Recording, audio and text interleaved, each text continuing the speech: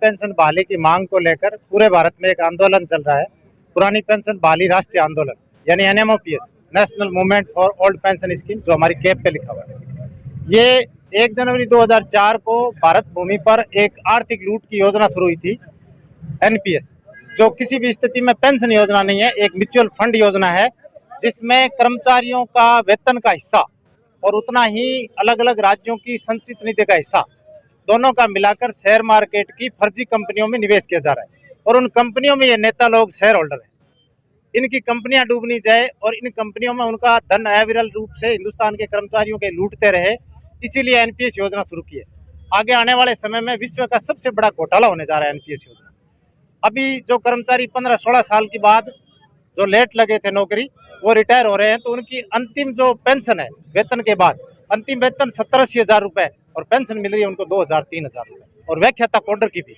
हमारे साथ सैकड़ों उदाहरण राजस्थान से हमारे इस आंदोलन के संज्ञान में आए हैं। हमारे पास पूरा उसका डॉक्यूमेंट्स है। सरकार को जब भी वार्ता होगी तो हम उसको डॉक्यूमेंट्स पेश करेंगे कि इस प्रकार से हिंदुस्तान के 17 लाख परिवारों की आपने भविष्य बर्बाद कर दिया है। और पूरे हिंदुस्तान में, जम्मू कश्मीर से लेकर कन्याकुमारी तक और सुदूर पूर्व में अरुणाचल की पहाड़ियों से लेकर गुजरात के तटीय इलाकों तक ये पूरा आंदोलन चल रहा है। हिंदुस्तान के 27 राज्यों में एनएमओपीएस के बैनर तले ये आंदोलन चल रहा है। आज 1 जनवरी 2004 को प्रतिवर्ष की भांति हमने एक संकल्प सभा रखी। सभी कर्मचारियों ने संकल्प लिया है कि हम इसे जन आंदोलन बनाएंगे, आसपास के समुदाय को जोड़ेंगे और तमाम इकाइयों को जोड़ेंगे, चाहे जिला कलेक्ट्रेट हो, चाहे हेड ऑफिस हो, चाहे कोई भी डिपार्टमेंट हो, चाहे हेल्थ डिपार्टमेंट हो, सब वहाँ एनएमओपीएस की इकाई बनाएंगे।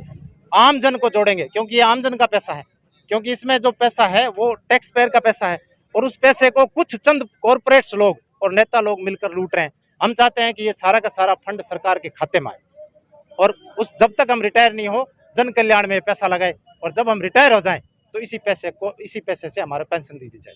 तो हिंदुस्तान के 17 लाख परिवार पीड़ित है और आने वाले समय में राजनीतिक दलों को, पार्टियों को, सरकारों को ये समझना है कि जिस दिन ये कर्मचारी एकजुट हो गया तो आपकी सत्ता की कुर्सी हिलने लग जाएगी।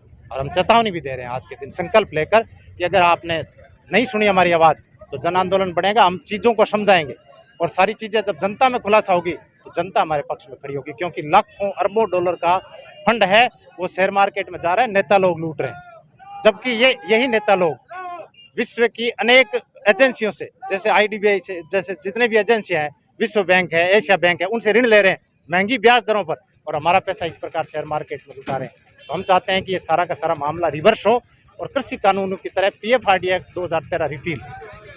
आपने पीछे एक रैली निकाली थी, उससे कुछ आपको ऐसा लगा है कि हाँ सरकार तक हमारी आवाज़ जा रही है? आवाज़ जारी है, वो सुगबुगाहट है अंदर, और वहाँ ऊपर भी पीएमओ कार्यालय तक एनपीएस की फाइल खुली हुई है।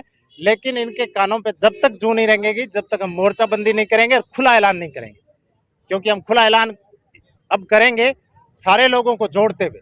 सब लोग जब पेंशन के मुद्दे की संवेदनशीलता को समझेंगे और अपने भविष्य की बर्बादी को देखेंगे तो सब लोग मैदान में आएंगे।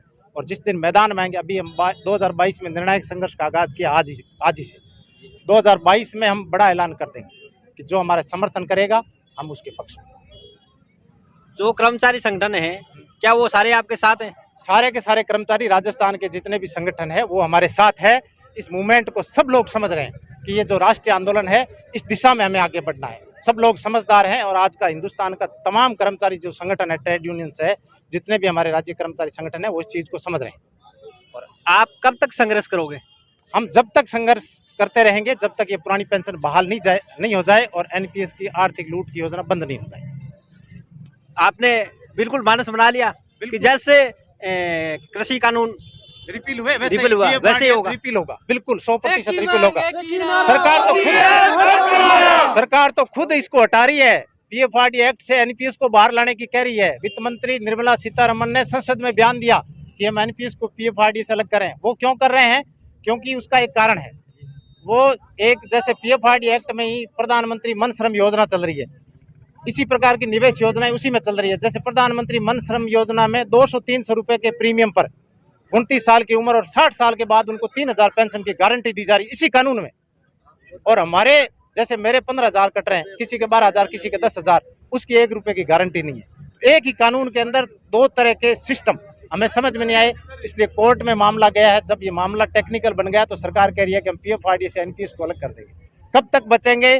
जैसे बिल्ली चूहे को लेकर इधर उधर भागती है, कब तक बचेंगे? आखिरकार आपको हमारी बात माननी पड़ेगी। सबको पता है, नेताओं को भी पता है कि इनकी हालत खराब है। नेताओं को देखो आप, ये एक दिन के कार्यकाल पर भी 3-3 पेंशन ले रहे हैं, तब आर्थिक भार नहीं पड़ता। और जब कर्मचारी कहता है, अब जैसे देखो उदाहरण देते हैं हम, बंगाल की सरकार अभी तक पुरानी पेंशन लागू है वहां पे, और बंगाल की सरकार, बंगाल आज जीडीपी में हिंदुस्तान के दूसरे तीसरे नंबर पर है।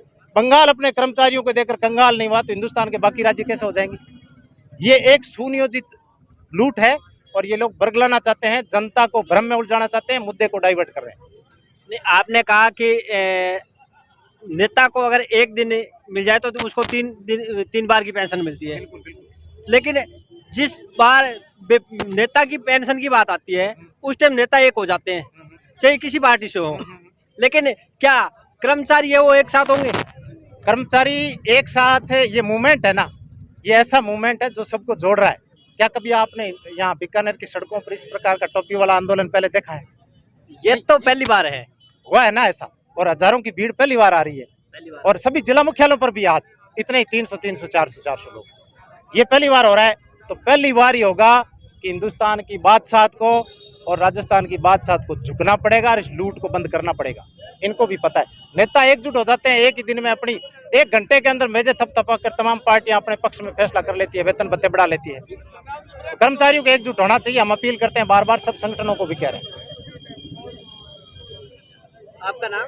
मेरा नाम कोजाराम सियाग, पुरानी पेंशन बहाली राष्ट्रीय आंदोलन का प्रदेशाध्यक्ष, जिसको national movement for old pension scheme.